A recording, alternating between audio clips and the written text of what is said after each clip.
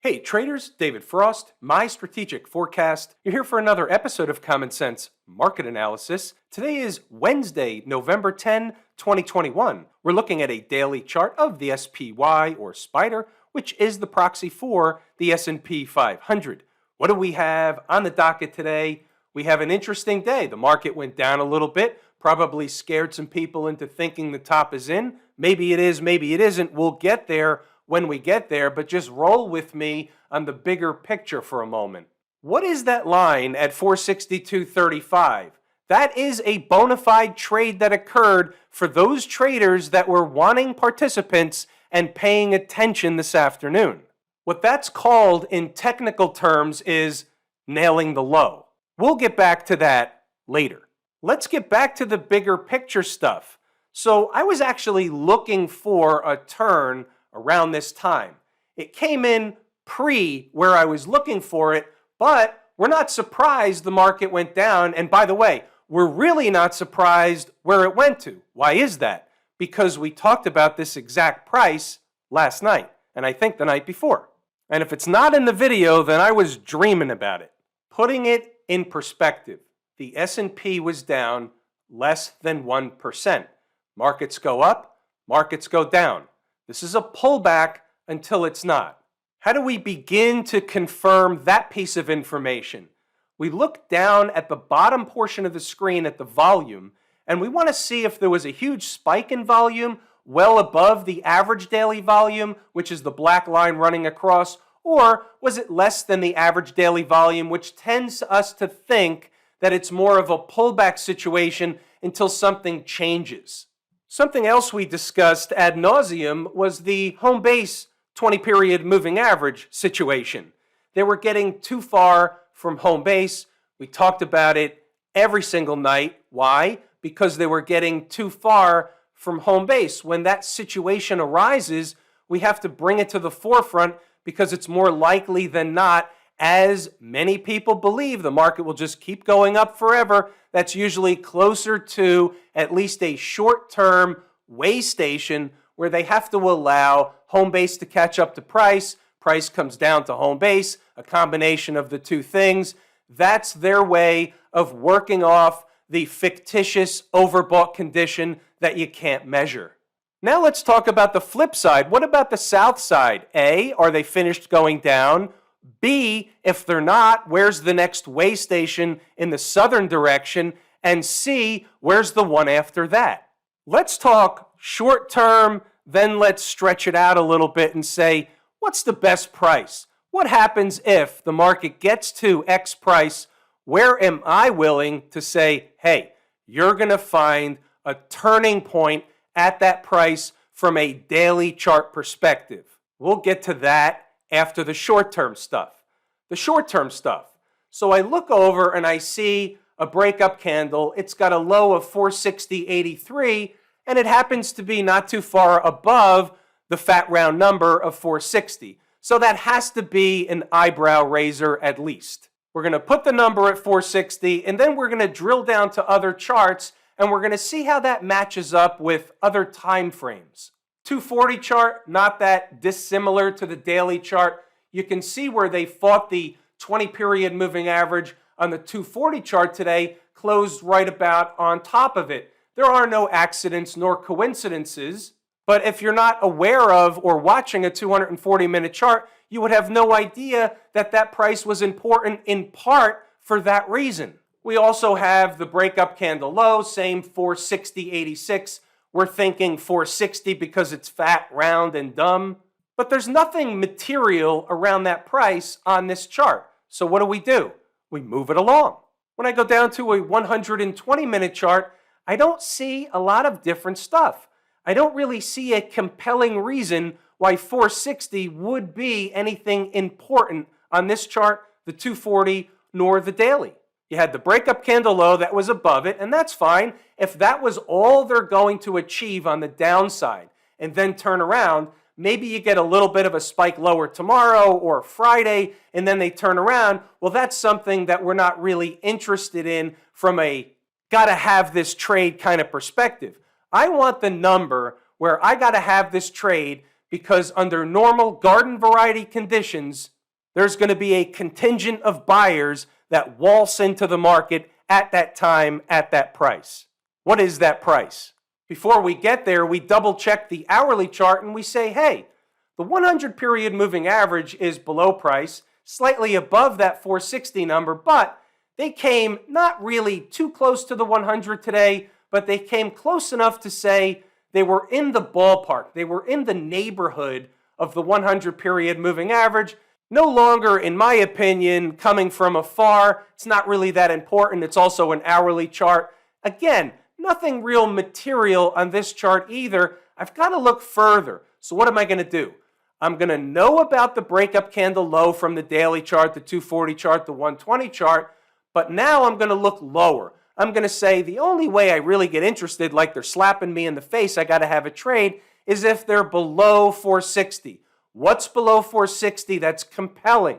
Back to the drawing board. This is a cyclical type of situation.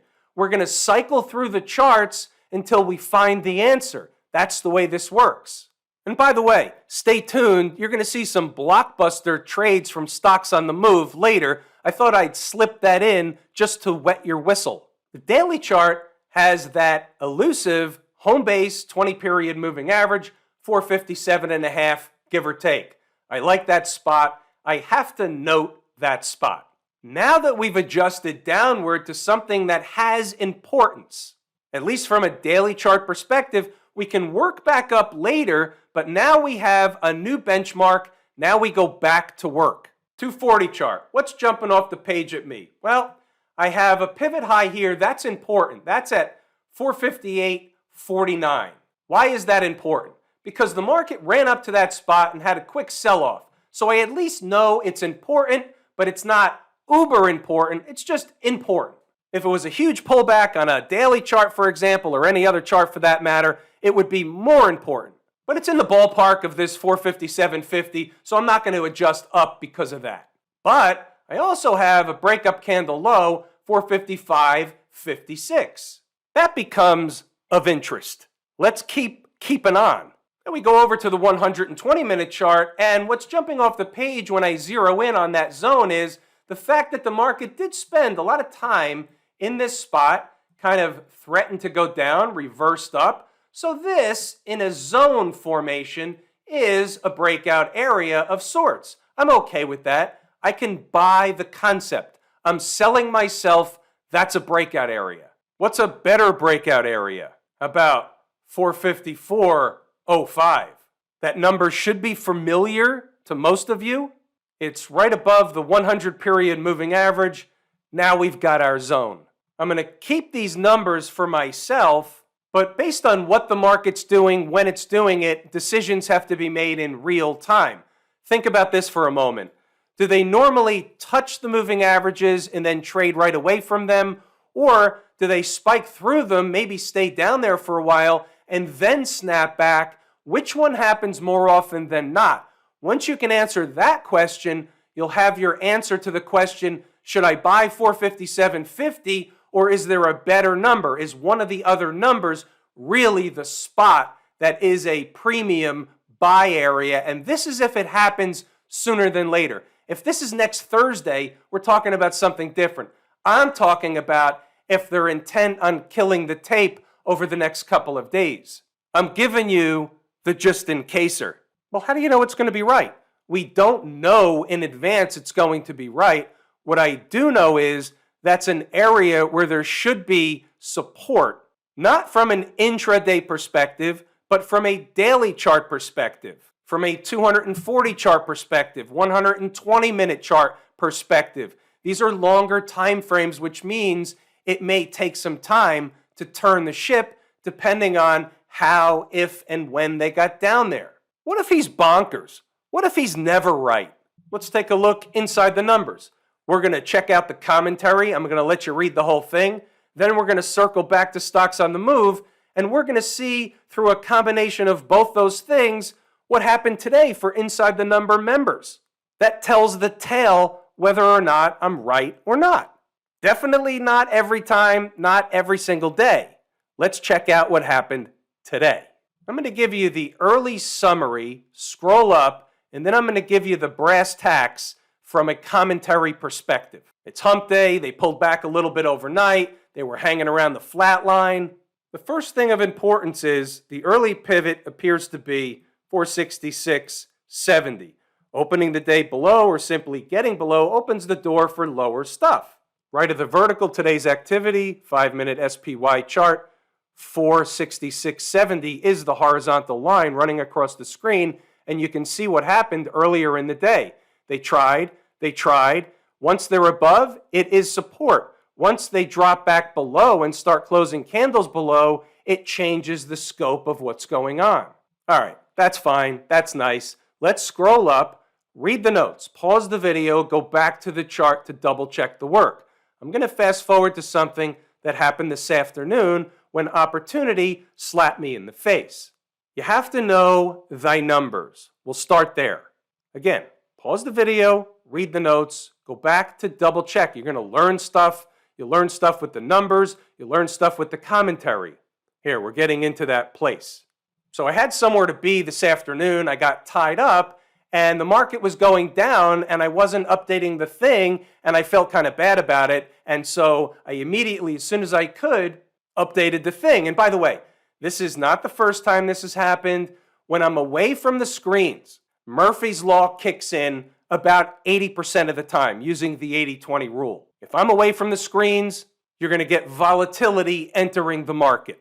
So first, we had a number on the board, 464.73, and you can see there was a bounce opportunity at that number. It was good for about 7 or so S&P handles. It's good to know your numbers early on, like in the pre-market, right around the opening bell. You never know when they're going to get there. But here's the thing, 157, 462.50, give or take, is the next zone mentioned last night and this morning. That's the area I'm interested in to buy as long as it happens sooner than later as opposed to into the close. If you want to go back and double check, the number was mentioned in the 920 post before the opening bell. That's an area I'm interested to buy as long as it happens sooner than later as opposed to into the closing bell. 225, no change. 262.50 down to 262 is the zone. It will be showtime for the bulls below 460. What did I say? 262 again? I keep doing that. 462, below 460.85 on candle closes, and it's wrong. Adjust the share size accordingly. It's late in the day. You know the routine. 237, so far no dice. They came up short, which is garden variety trick and company behavior. They'll do the number, just a matter of when and how. Still good, but not for long with more of a bounce in front of it. I'll likely buy a spike of 462.50 at this point. It's getting late in the day, so adjust accordingly. 241. I'll buy 462.35 down to a spike of 462 and look for a snapback scalp trade. Here's a word to the wise. If you keep seeing me right, hearing me say whatever it is, I'll buy, I'm going to step in, I'm buying this number. Guess what? I'm buying that. It's the trade. It's slapping me in the face, especially if I'm willing to participate at 2:40 in the afternoon, especially after a bonanza with stocks on the move this morning. We'll get to that later. So they come into the thing, they do the number, 242. It's time for the bulls to send the goal line defense out on the field and bounce the tape. There's another support area just in case. Guess what? You didn't need it. Low of 462.04. There it is on a 5-minute chart. Your buy down at 462.35.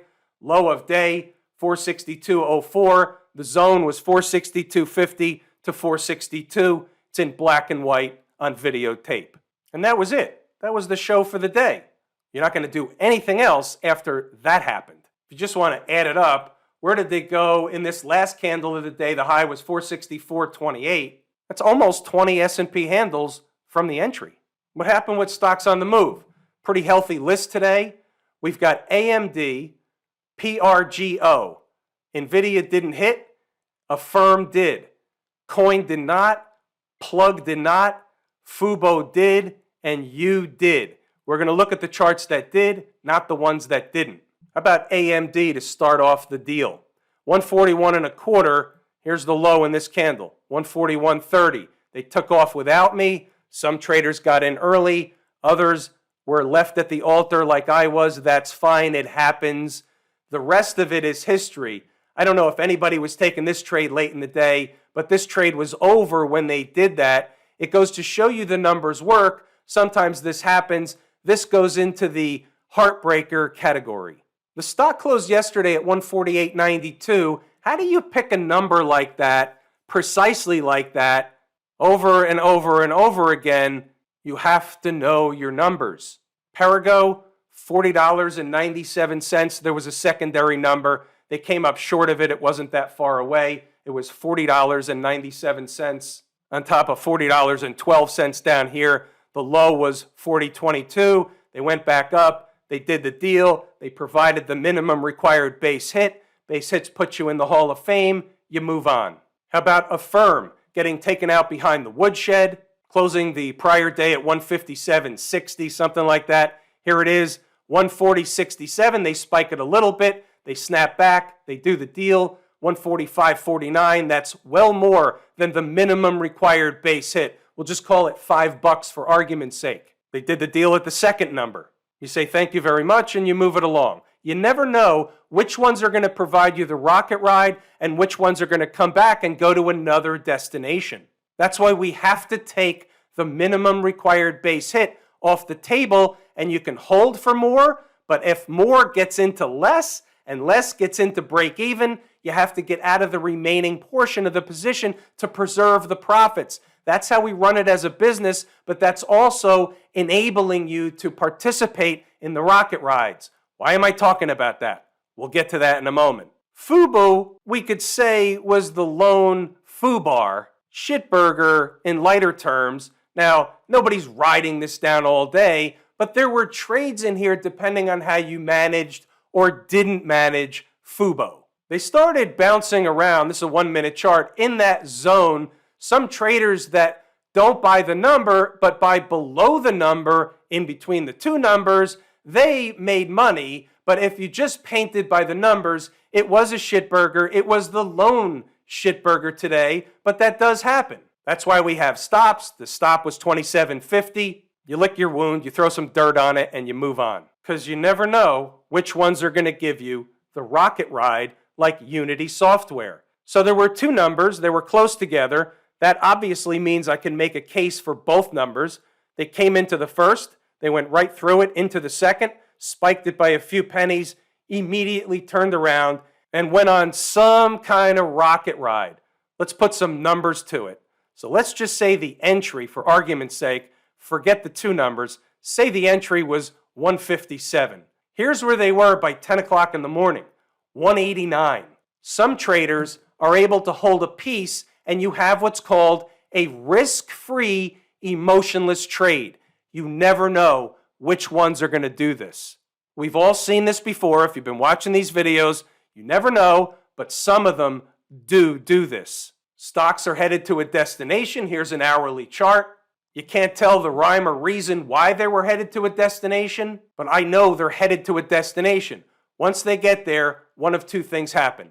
They hang out for a cup of coffee, or they go back in the other direction. Period, full stop. Well, what happens if they blow right through? You always get that question. Then I had the wrong destination. It happens, but it doesn't happen that much. I always say this, so let's reiterate it so everybody has a clear understanding of how this works. The win-loss rate is roughly the 80-20 rule. Maybe it's slightly better, but we'll use the 80-20 rule. So 80% of the time, or 8 out of 10 trades, these are going to win. That also means 2 out of 10, you have to take a loss if you're going to be a participant. That's the way this business works. What have we got over in Camp IWM today? We have a pretty good-sized down day, 1.5% leading index, my favorite market-leading indicator leading to the downside. Where are they? A, they're coming back down to earth. That's first and foremost. They're on a breakout. This is normal garden variety behavior. Let me just wet your whistle a little further. This is the area, could be slightly below that, but this is the area where they're coming back to run a test. So let's see what we have in terms of full stack type of information. We have a breakup candle low. That low happens to be 233.92. 234.53 was the former all-time high. They broke out above it. What are they doing? And we talked about this the other day. Nobody should be surprised. They're coming back to run a test of the former breakout area. Also happens to coincide with a pretty big time breakup candle low. So we know that that zone is important. Do we expect them to stop right on the dime at 234.53? They might, but they also might come underneath for a while. To where? How about the breakup candle low? See how this all gets put together, one piece at a time?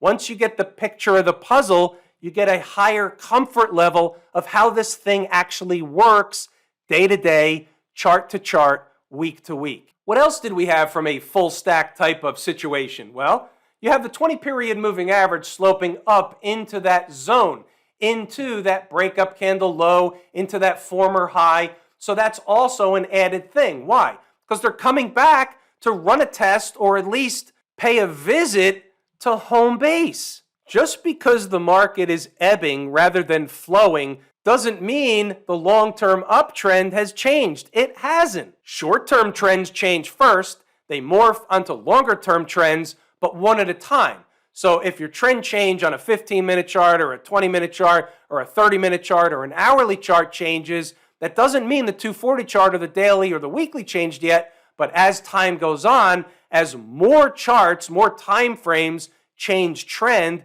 that's how the market morphs into a change in trend from a longer-term perspective. Obviously, you can have a big, hard and fast decline. Obviously, we could do that. That is going to happen at some point in time. We all know that. How do we know that the top is in? Well, you may see a sign or signal of a trend change, but when you see a violent decline off of some price that's a high, you're going to know it when you see it. What about the folks down at the transportation department? Still skewed based on car, I think. We're not going to pay attention to this. We'll go over to the IYT, and we note that it was down 0.8%, so it was pretty much on par with the S&P. Nothing of an anomaly. It's my second favorite market leading indicator. IWM is a number one. However, we know that the transports are my favorite canary in the coal mine. They're not really giving us a canary type of move right now. We'll just reserve that for when something slaps us in the face. What about the folks out in Silicon Valley, the Q people? They're doing the thing where they're coming back to run a test of what? Of home base in that neighborhood. What else do we have? We have an area of former highs. Check this out. You got this deal here, and then all of a sudden, when you look around, you say, wait a minute, I got that, I got the 20-period moving average or home base, I got a breakup candle low here as a safety net with a gap down right below that. This is an area that if they come into while they can spike through the former high, this is a zone where they're going to find garden variety of chart support. By the way, what else do you have? You have a big fat round number of 380. That counts. 375 would be better, but 380 counts for something, especially when it's not the primary thing. Your primary thing is the former breakout area. You're coming back to run a test. You just so happen by coincidence to have a 20-period moving average around that same price. You see where I'm going with this? If it walks like a duck and it talks like a duck, the 80-20 rule goes right into effect. Most of the time, it's just going to be the duck. Sometimes, about 2 out of 10 times, 1 out of 10 times, it's going to be something different. The duck takes off its mask. It's an ugly duck, and that's what we have to deal with. You don't go into a trade opportunity, into a support area, into a resistance area with the concept or the feeling like I'm going to be wrong. You go into it with the understanding that I've done the proper work. The work says this is the spot. I'm going to take this trade 100 out of 100 times because I know, using the 80-20 rule, this is the spot that's going to work 8 or 9 out of 10 times. If it's the 1 or 2 that doesn't, I'll accept it. We move on. And by the way, if it's not one of those times, I'll find the next spot. The XLF, down 7 cents. Not sure we can make heads or tails out of that. The only thing that I can say is they're below the 20-period moving average on the daily chart. Now, they're hovering in the same spot they were yesterday. And I'm wondering, when you look at the weekly chart, are they just running a test of this weekly chart breakup candle low in a pullback slash bull flaggish slash wedgish type of formation above all the moving averages? Boy, kind of looks like that, doesn't it? And it's going to look like that until it doesn't. That low is 29.32, and this is what markets do. What about Smash Mouth? Down 3%. That's a woodshed quality type day. Are they really doing anything different than the other stuff? They're coming back down to earth. That's it. Didn't we say yesterday that a trader could be short against the high from yesterday? Pretty decent risk reward.